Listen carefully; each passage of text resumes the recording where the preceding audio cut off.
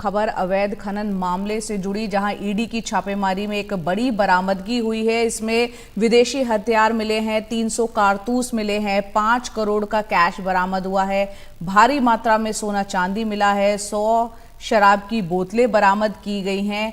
आपको बता दें कि कल हरियाणा और पंजाब में 20 जगह पर छापेमारी हुई थी। ईडी ने छापेमारी की थी। आईएनएलडी के जो पूर्व एमएलए हैं दिलबाग सिंह, उनसे जुड़े हुए जो परिसर है वहां पर छापे डाले गए थे।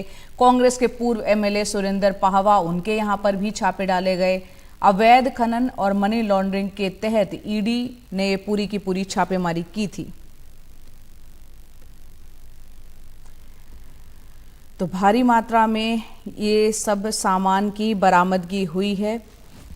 आप तस्वीरों में देख सकते हैं, यहाँ पर जो हथियार हैं वो मिले हैं। इसके अलावा 300 कारतूस बरामद हुए हैं। 5 करोड़ बताया जा रहा है कि इस छापेमारी में कैश भी बरामद किया गया है। इसके अलावा सोना और चांदी मिला है, साथ ही शराब की बोतलें 100 के आसपास बताया जा रहा है वो भी मिली हैं। मुकेश सिंह सेंगर हमारे सहयोगी हमारे साथ ज्यादा अपडेट के साथ जुड़ रहे हैं। मुकेश, कल यहां पर ईडी ये छापेमारी कर रही थी पंजाब, हरियाणा और 20 अलग अलग जगहों पर। आज उसमें क्या कुछ अपडेट, क्योंकि जो सामान की बरामदगी हुई है, जिसकी तस्वीरें सामने आई है, वो कई गंभीर सवाल यहां खड़े कर देता है। देखिए, बिल्कुल आज जो अपडेट है वो यही है कि जो आईएनएलडी के पूर्व जो एमएलए हैं दिलबाग सिंह, उनके हरियाणा के ठिकानों से बड़े पैमाने पर कैश मिला है। करीब 5 करोड़ रुपए कैश मिला है, 300 कारतूस बरामद हुए हैं, 100 विदेशी शराब की महंगी बोतलें बरामद हुई हैं और 4 से 5 किलो गहने बरामद हुए हैं।